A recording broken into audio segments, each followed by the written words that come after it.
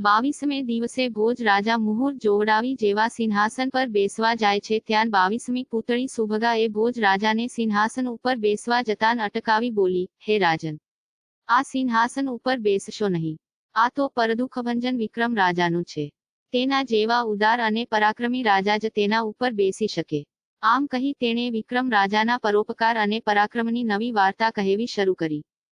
અલ્પવિરામ. એક દિવસ વિક્રમ રાજા પોતાના દરબારમાં બેઠા હતા. ત્યાં એક વૃદ્ધ રાજગોર આવ્યા ને કહ્યું, મહારાજ, મારે કાશીએ જવું છે. અલ્પવિરામ. ઘણી ખુશીથી કહી વિક્રમે તેને ખર્ચ માટે ઘણી સોનામહોરો આપી. રાજગોરે રાજાનો આભાર માની જતાં કહ્યું, મહારાજ, આપ તો દાતા અને ધર્મને જાણનારા છો, તો પણ ગાય, બ્રાહ્મણ, પીપળો અને તુલસીને કદી ભૂલશો નહીં. તેમનું મહત્વ, મહિમા વધારજો. અલ્પવિરામ. બ્રાહ્મણ, તુલસી, પીપળો, ગાય ને બીજી ગંગ.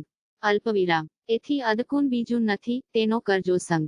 અલ્પવિરામ. રાજાએ આજના માથે ચઢાવી. ગોર મહારાજ તો જાત્રાએ નીકળી પડ્યા. રાજાએ તરત જ આખા રાજ્યમાં 5000 પીપળા વાવ્યા, ઘેર ઘેર તુલસીવન ઊભા કર્યા, ઠેર ઠેર ગૌશાળાઓ બાંધી. ગૌચરો કાઢ્યા ને ગાયોની અનેક પ્રકારે સેવા કરવા માંડી. અલ્પવિરામ. એવામાં માગશર મહિનો આવ્યો. તેની ચોથને સોમવારનો દિવસ આવ્યો. તે દિવસે રાજાએ શિવના મંદિરે જઈ શિવપૂજા કરી બ્રાહ્મણોને જમાડ્યા. પછી એ મહેલ તરફ આવવા નીકળ્યા. ત્યાં રસ્તામાં ક્ષિપ્રા નદીને કાંઠે એક ગાયને દુઃખથી ભાંભરતી સાંભળી, એટલે રાજા એ દિશામાં ચાલ્યા. પાસે જતાં એક ગાયને કાદવમાં ખૂંપેલી જોઈ. ગાય બિચારી કાદવમાંથી બહાર નીકળવા માટે બરાડતી હતી, પણ કેમે કરી બહાર નીકળાતું ન હતું. અલ્પવિરામ. રાજાએ ગાયને બહાર કાઢવા ખૂબ જ પ્રયત્ન કર્યો, પરંતુ તેઓ એકલા ફાવી શક્યા નહીં. તેથી તેમણે રસ્તે જતા 4 માણસોની આ માટે મદદ માગી અને તેમની સહાયથી ગાયને કાદવમાંથી બહાર કાઢી, તેને પોતાને મહેલે લઈ ગયા. ગાયને ઊના પાણીએ નવડાવી ધોવડાવી શરીર સાફ કર્યું. પછી તેને સરસ ઘરેણાં પહેરાવ્યા અને રોજ તે ગાયની સેવા કરવા લાગ્યા. ગાયનો શ્વેત રૂપાળો દેહ, નાની નાની શિંગડીઓને ભાવ ભરેલી આંખો જોઈ રાજા મુગ્ધ થઈ જતા. દરરોજ ગાય સવારે ચરવા જતી અને સાંજ પડતા ઘરે આવી જતી. અલ્પવિરામ. આમ રાજાની ગૌસેવાના વખાણ છેક ઇન્દ્ર રાજાના દરબારમાં થયા. રાજા ઇન્દ્રથી મૃત્યુલોકના માનવીના વખાણ સહન થયા નહીં. તેમણે વિક્રમ રાજાની પરીક્ષા કરવાનું નક્કી કર્યું. આ માટે તેમણે સ્વર્ગની કામધેનુ ગાયને બોલાવીને કહ્યું, તું મૃત્યુલોકમાં જા અને વિક્રમ રાજાને સતમાંથી ચુકાવ. અલ્પવિરામ. કામધેનુ ઇન્દ્ર રાજાની ઈચ્છા પૂરી કરવા માટે તરત જ ઉજ્જૈની નગરી બહાર આવેલા તળાવ આગળ આવીને વાઘનું સ્વરૂપ ધારણ કરી આંટા મારવા લાગી. વિક્રમ રાજાની ગાય પણ ફરતી ફરતી તળાવ આગળ ચરવા આવી કે તરત જ વાઘ તેને ધસી ફાડી ખાવા જાય તે પહેલાં જ નાનકડી ગાય કરગરીને કહેવા લાગી. અલ્પવિરામ. મને મારશો નહીં. વિક્રમ રાજાને મારા વગર ચાલતું નથી. તેઓ મને નહીં જુએ તો ખૂબ જ કલ્પાંત કરશે, વળી તેમના કુંવરને પણ મારી સાથે ખૂબ જ માયા છે. તે પણ મારા વગર રહી નહીં શકે, માટે તમે મને એકવાર તેમની પાસે જવા દો. થોડી વારમાં તમારા ભક્ષણ માટે હું અહીં આવી પહોંચીશ. પરંતુ વાઘ તેની વાત માનવા તૈયાર થતો નહોતો. અલ્પવિરામ. આ બાજુ અંધારું થવા આવ્યું છતાં ગાય પાછી મહેલે આવી નહીં, એટલે વિક્રમ રાજાને ચિંતા થવા લાગી. તેઓ ગાયને જાતે જ શોધવા નીકળ્યા. તેઓ શોધતાં તળાવ પાસે આવી પહોંચ્યા. પોતાની ગાય પાસે વાઘને જોતાં જ ગુસ્સે થઈ ગયા. તેમણે કહ્યું, હે વાઘ, તું મોટો વનનો રાજા થઈ આ બિચારી ગાયને મારી નાખવા તૈયાર થયો છે. હિંમત હોય તો મારી સામે આવ. અલ્પવિરામ. વાઘે કહ્યું, કોણ? પરદુખભંજન વિક્રમ રાજા. તમે મારો કોળિયો ઝૂંટવીને મને દુખી નહીં કરો, એવી મને ખાતરી છે. હું અને મારું કુટુંબ 8 દિવસથી ભૂખ્યા છીએ. આજે માંડ આ ગાય મળી છે. અલ્પવિરામ. વાઘના શબ્દો સાંભળી રાજા વિચારમાં પડી ગયા. શું કરવું તે સમજાતું ન હતું. થોડીક વાર વિચાર કરી રાજા બોલ્યા, હે વાઘ, ખરેખર જો તને બહુ ભૂખ લાગી હોય તો મને મારીને ખાઈ જા. અલ્પવિરામ. વાઘ બોલ્યો, તારા એકલાના માંસથી અમારા 3 જણાનું પેટ શી રીતે ભરાય? મહેરબાની કરી મને આ ગાયનો શિકાર કરવા દો. અલ્પવિરામ. રાજા બોલ્યા, જો તને બહુ જ ભૂખ લાગી હોય તો હું મારી રાણી અને કુંવરને પણ અહીં થોડી વારમાં જ લઈ આવું. અમને 3ને ખાવાથી તો તારું પેટ ભરાઈ જશે ને. અલ્પવિરામ. વાઘ કની કહે તે પહેલાં જ વિક્રમ રાજા પોતાના મહેલ તરફ ચાલી નીકળ્યા અને થોડી વારમાં પોતાની રાણી અને કુંવર સાથે વાઘ પાસે આવી પહોંચ્યા ને બોલ્યા, હે વાઘ, હવે તું તે ગાયને છોડી દે અને ખુશીથી વારાફરતી અમારા 3નો શિકાર કરી તારું પેટ ભર. અલ્પવિરામ. વાઘે મનુષ્યનો શિકાર કરવાની ના પાડી, એટલે વિક્રમ રાજાએ વાઘને વચન આપ્યું હોવાથી તલવાર વડે પોતાને હાથે જ પોતાનું મસ્તક કાપવા ગયા, ત્યાં તો કોઈએ અદશ્ય રીતે રાજાનો હાથ પકડી લીધો. રાજાએ જોયું તો તેની સામે વાઘની જગ્યાએ ગાય ઊભી હતી. તેણે રાજાને કહ્યું, હે રાજન, હું ઇન્દ્ર રાજાની કામધેનુ ગાય છું. હું તમારી ઉદારતાની પરીક્ષા કરવા માટે વાઘના સ્વરૂપે આવી હતી. તમારી ભાવનાથી હું ખૂબ જ ખુશ થઈ છું. તમારી ઈચ્છા હોય તે માગો. અલ્પવિરામ. વિક્રમ રાજાએ કહ્યું, તમારી કૃપાથી મારી પાસે બધું છે. મારે કશું જોઈતું નથી. છતાં એ કામધેનુ ગાયે તેમને કહ્યું, હે રાજન, તમારી પાસે રહેલ ગાય પણ અમારા કામધેનુ વંશની જ છે. આ ગાય ચમત્કારિક છે. તેના દૂધમાંથી બનાવેલ ઘીને જો રક્તપિતિયાને ખવડાવવામાં આવે તો તેનો ગમે તેટલો જૂનો રોગ મટી જશે. તેના દૂધમાંથી બનાવેલ માખણ જો અંધની આંખમાં આંજવામાં આવે તો તે દેખતો થશે. તેના છાણ, મૂત્ર પણ ઘણા રોગ મટાડી શકશે. તમે આ ગાયની સંભાળ રાખજો. આમ કહી કામધેનુ ગાય અદૃશ્ય થઈ ગઈ. અલ્પવિરામ. વિક્રમ રાજા પોતાના પરિવાર તેમજ ગાયની સાથે મહેલમાં પાછા આવ્યા. તેમણે ગાયના દૂધનું ઘી, માખણ બનાવીને અનેક રોગીઓના રોગ મટાડવા માંડ્યો. અલ્પવિરામ. એક દિવસ વિક્રમ રાજા પોતાના દરબારમાં બેઠા હતા, ત્યાં એક ગરીબ બ્રાહ્મણ આવ્યો. તે રાજાને નમન કરીને બોલ્યો, મહારાજ, હું કાશીએ કરવત મુકાવા જાઉં છું. એ માટે તમારી રજા ચિઠ્ઠી આપો. કારણ મેં સાંભળ્યું છે કે કાશીએ કરવત મુકાવા જતાં પહેલા રાજાની રજા ચિઠ્ઠીની જરૂર હોય છે. માટે તમારી પાસે તે લેવા આવ્યો છું. માટે કૃપા કરી મને ચિઠ્ઠી કરી આપો. અલ્પવિરામ. બ્રાહ્મણની વાત સાંભળી રાજાને ઘણું દુઃખ થયું. તેને થયું કે મારા નગરમાં આ બ્રાહ્મણને એવું તે શું દુઃખ છે કે તેને આજે કરવત મુકાવા જવું પડે છે. તેઓ બ્રાહ્મણને એકાંતમાં લઈ ગયા ને પછી પૂછ્યું, હે ભૂદેવ, તમારે માથે એવું તે શું દુઃખ આવી પડ્યું કે કાશીએ કરવત મુકાવા જવું પડે છે? અલ્પવિરામ. બ્રાહ્મણ બોલ્યો, મહારાજ, હું કનકકુંડમાં રહું છું. હું કુંવારો બ્રાહ્મણ છું. મને પરણવાના ઘણા કોડ છે. પરંતુ મારી પાસે ધન નથી. વળી મારા ઘરના સભ્યો માંદા, રોગી છે. મારા પિતા બંને આંખે આંધળા છે. મારી માને આખા શરીરે કોઢ છે. જ્યારે મારી એક વિધવા બહેન છે, તે અપંગ છે. મારે ત્રણેયને પાલવવા પડે છે. એટલે કોઈ મને કન્યા આપતું નથી. એટલે મારા માતા પિતાએ મને પરદેશ જઈને પરણવાનું કહ્યું. અલ્પવિરામ. હું પરણવા માટે કન્યા શોધવા પરદેશ નીકળી પડ્યો. રસ્તામાં એક નગર આવ્યું. હું ત્યાંના રાજમહેલ આગળથી નીકળ્યો. મહેલના ઝરૂખામાં રાજાની કુંવરી ઊભી હતી. તે ખૂબ જ રૂપાળી હતી. તેને જોઈને મારું મન લલચાયું અને તરત જ મેં તેની સાથે લગ્ન કરવાનો નિર્ણય કરી લીધો. મેં લોકો પાસેથી જાણ્યું હતું કે આ નગરનો રાજા ખૂબ જ પુણ્યશાળી અને દયાળુ છે. મને થયું કે જરૂર તે મારું દુઃખ સાંભળી તેની કન્યા મારી સાથે પરણાવશે.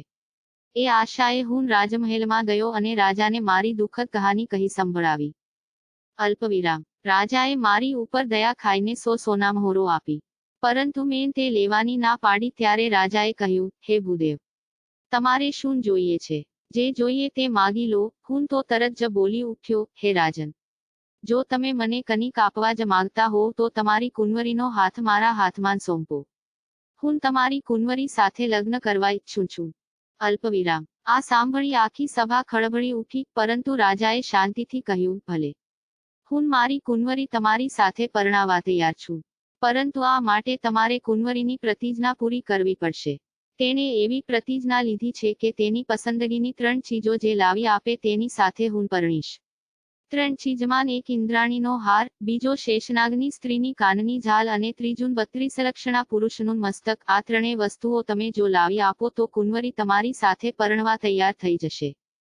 અલ્પવિરામ. હું રાજાને 1 વર્ષનો સમય આપી ત્યાંથી ચાલી નીકળ્યો, પરંતુ આ 3 ચીજો મારાથી લાવી શકાય તેમ નથી. એટલે જ હું કંટાળીને હવે કાશીએ કરવત મુકાવા જાઉં છું અને તે માટે તમારી રજા ચિઠ્ઠી લેવા આવ્યો છું. અલ્પવિરામ. વિક્રમ રાજાએ તેને આશ્વાસન આપ્યું અને કહ્યું, હું ભૂદેવ, તમે 1 મહિનો મારા મહેલમાં રોકાઈ જાવ. હું તમને 1 મહિનામાં 3 વસ્તુઓ લાવી આપીશ અને તમને એ રાજાની કુંવરી સાથે જ પરણાવીશ. અલ્પવિરામ. આમ કહી રાજા વિચારવા લાગ્યા કે હવે આ બ્રાહ્મણનું દુઃખ કેવી રીતે દૂર કરવું. તેઓને કની ન સૂઝતા તેઓ હરસિદ્ધ માતાના મંદિરે ગયા અને તેમને પોતાની મુશ્કેલીની વાત કરી. માતાજીએ પ્રસન્ન થઈ કહ્યું, આ 3 વસ્તુઓ મેળવવા અપાર કષ્ટ ભોગવવું પડશે. ઇન્દ્રાણીનો હાર લેવા માટે તમારે ઇન્દ્રયજ્ઞ કરવો પડશે. જ્યારે ઇન્દ્ર રાજા પ્રસન્ન થઈ તમને વરદાન માગવા કહે ત્યારે તમે ઇન્દ્રાણીના હારની માગણી કરજો. અલ્પવિરામ પછી શેષનાગની સ્ત્રીની કાનની જલ માટે તમારે એક કુંડ બનાવીને તેમાં 10,000 મણ કઢેલું દૂધ ભરવું પડશે. દૂધમાં સાકર, બદામ, પિસ્તા, ચારોળી, કેસર વગેરે તેમાં નાખવાના. પછી શેષનાગનો મંત્ર ભણજે, જેથી તે આવીને દૂધ હોંશે પી જશે અને તમારા પર પ્રસન્ન થઈને તમને વરદાન માગવા કહે ત્યારે તમે તેની સ્ત્રીની કાનની ઝાલ માગજો, જે તમને વિના સંકોચે આપી દેશે. પરંતુ ત્રીજી વસ્તુ 32 લક્ષણા પુરુષનું મસ્તક તો તમારે પોતે જ આપવું પડશે. આટલું કહી માતાજી અંતર્ધ્યાન થઈ ગયા. અલ્પવિરામ વિક્રમ રાજા માતાજીને નમન કરી પોતાને મહેલે આવ્યા. પછી બીજે દિવસે તરત જ ઇન્દ્રયજ્ઞનો આરંભ કર્યો. ઇન્દ્રયજ્ઞ પૂરો થયો કે તરત જ ઇન્દ્રદેવ વિક્રમ રાજા ઉપર પ્રસન્ન થયા અને તેમણે રાજાને કનિક માગવા કહ્યું. ત્યારે વિક્રમ રાજાએ ઇન્દ્રાણીનો હાર માગ્યો. ઇન્દ્ર રાજાએ પોતાના વચન મુજબ તરત જ ઇન્દ્રાણીનો હાર લાવી આપ્યો. અલ્પવિરામ પછી વિક્રમન રાજાએ પોતાના મહેલના ચોગાનમાં મોટો યજ્ઞકુંડ બનાવ્યો અને તેમાં હરસિદ્ધ માતાના કહ્યા પ્રમાણે દૂધ ભર્યું અને શેષનાગનો મંત્ર ભણ્યો કે તરત જ શેષનાગ હાજર થયા. તેમણે યજ્ઞકુંડનું દૂધ પીને રાજા ઉપર પ્રસન્ન થયા. તેમણે રાજાને મનવાંછિત વસ્તુ માગવા કહ્યું ત્યારે વિક્રમ રાજાએ શેષનાગ પાસે તેમની સ્ત્રીના કાનની ઝાલ માગી. શેષનાગે થોડી વારમાં જ પોતાના સ્ત્રીના કાનની ઝાળ લાવીને રાજાને આપી. અલ્પવિરામ વિક્રમ રાજાએ એ બંને વસ્તુઓ પોતાને ત્યાં રહેતા બ્રાહ્મણને આપીને કહ્યું, ત્રીજી વસ્તુ હું લગ્નમંડપમાં આપીશ. ત્યારે બ્રાહ્મણે કહ્યું, મહારાજ, લગ્નમંડપમાં કદાચ આ વસ્તુ હાજર નહીં થાય તો. વિક્રમ રાજાએ તેને પોતાની ઉપર વિશ્વાસ રાખવાનું કહ્યું. અલ્પવિરામ બ્રાહ્મણ તે બંને વસ્તુઓ લઈને રાજકુંવરી પાસે ગયો ને તેને બે વસ્તુઓ આપી. રાજકુંવરી અને રાજા આ બંને વસ્તુઓ જોઈ નવાઈ પામ્યા. તેમને થયું કે જરૂર આ બ્રાહ્મણ કોઈ મહાન માણસ લાગે છે. તેમણે બ્રાહ્મણ પાસે ત્રીજી વસ્તુની માગણી કરી. ત્યારે બ્રાહ્મણે કહ્યું, હું ત્રીજી વસ્તુ લગ્નમંડપમાં હાજર કરીશ. અલ્પવિરામ રાજાએ તરત લગ્નની તૈયારી કરવા માંડી. બ્રાહ્મણે વિક્રમ રાજાને લગ્નનો દિવસ જણાવી દીધો, જેથી વિક્રમ રાજા તે ત્રીજી વસ્તુ આપવા આવે. અલ્પવિરામ લગ્નને દિવસે રાજકુંવરીને બ્રાહ્મણ લગ્નમંડપમાં ગોઠવાયા. હવે હસ્તમેળાપનો સમય થયો, એટલે કુંવરીના પિતાએ કહ્યું, હવે 32 લક્ષણા પુરુષનું મસ્તક હાજર કરો. બ્રાહ્મણ મૂંઝાયો. તેને થયું, હવે અત્યારે 32 લક્ષણાનું મસ્તક ક્યાંથી લાવવું. તેણે આમ તેમ નજર કરવા માંડી, પણ ક્યાંની વિક્રમ રાજા નજરે ન પડ્યા. બ્રાહ્મણને થયું કે આના કરતાં તો કાશીએ જઈ કરવત મુકાવ્યું હોત તો સારું. ત્યાં તો અદેશ્ય સ્વરૂપમાં રહેલા વિક્રમ રાજાએ કહ્યું, મસ્તક હાજર છે, તલવાર કોણ ચલાવે છે. જેને માથું જોઈતું હોય તે સામે આવીને તલવાર વડે ઉતારી લે. આટલું કહેતાં વિક્રમ રાજા પોતાના અસલ સ્વરૂપમાં આવી ગયા. અલ્પવિરામ એકાએક કોઈ દેવાંશી નરને વચમાં પ્રગટ થયેલો જોઈ બધા અચરજ પામ્યા. કુંવરીના પિતાએ કહ્યું, શું હમણાં આપે તલવાર ચલાવવાનો હુકમ કર્યો હતો? તમે 32 લક્ષણા છો. અલ્પવિરામ વિક્રમ રાજાએ કહ્યું, હા, હું 32 લક્ષણો છું. હવે તમે જલ્દીથી મારું મસ્તક ઉતારી લગ્નવિધિ પતાવી દો. અલ્પવિરામ રાજા આ સાંભળી વિચારમાં પડી ગયા. તેમને થયું કે જરૂર આ વિક્રમ રાજા જ છે, જે પારકાના દુઃખે દુઃખી થાય, પોતાનો ભોગ આપે. તેણે કહ્યું, તમે પરદુઃખભંજન વિક્રમ રાજા ખરાને? અલ્પવિરામ વિક્રમ રાજાએ પોતાની ઓળખાણ આપી, એટલે કુંવરીના પિતા ચોભીલા પડી ગયા. તેઓ તરત જ વિક્રમ રાજાને પગે પડી માફી માગી અને પોતાની કુંવરીને તે બ્રાહ્મણ સાથે પરણાવી અને તેને કન્યાદાનમાં અઢળક દ્રવ્ય ને ઝવેરાત આપ્યું. અલ્પવિરામ બ્રાહ્મણ કુંવરીને લઈને પોતાને ઘેર આવ્યો. ઘરવાળા તો બધા રાજી થઈ ગયા, પરંતુ કુંવરીએ જોયું તો ઘરના સર્વે રોગી હતા. તે દુઃખી થઈ ગઈ. તેણે બ્રાહ્મણને કહ્યું, તમે હમણાં જ વિક્રમ રાજા પાસે જાઓ અને આપણા દુઃખની વાત કરો. અલ્પવિરામ બ્રાહ્મણ તરત વિક્રમ રાજા પાસે ગયો અને કહ્યું, મહારાજા, તમે મને લગ્ન તો કરાવી આપ્યા, પરંતુ મારા માતા, પિતા અને બહેનને જોઈને મને ખૂબ જ દુઃખ થાય છે. માટે હવે તમે મને તમારી ગાયના દૂધમાંથી બનાવેલ માખણ, ઘી અને છાણ, મૂત્ર આપો, જેથી હું તે ત્રણેયનો રોગ મટાડી શકું. અલ્પવિરામ રાજાએ બ્રાહ્મણને પોતાની કામધેનુ ગાય જ આપી દીધી અને કહ્યું, હે ભૂદેવ, આ ગાયના દૂધમાંથી બનાવેલ માખણ તારા પિતાજીને આંજજે, જેથી તે દેખતા થશે. તારી માતાના શરીરે ઘી લગાડવાથી તેમનો કોઢ મટી જશે અને ગાયનું છાણ, મૂત્ર તારી અપંગ બહેનને લગાવવાથી તે સાજી થઈ જશે. આમ કહી રાજાએ બ્રાહ્મણને ગાયને બીજી સોનામહોરો પણ આપી.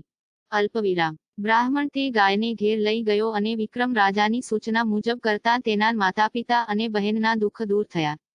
ઘરમાં ઘણો આનંદ થયો. આમ સુભગા પુતળીએ વાર્તા પૂરી કરીને કહ્યું, હે ભોજ રાજા, વિક્રમ રાજા જેવો ઉદાર અને ખેલદિલીવાળો રાજા જ આ સિંહાસન પર બેસી શકશે. અલ્પવિરામ. આમ કહી પૂતળી આકાશમાં સરર કરતી ઉડી ગઈ.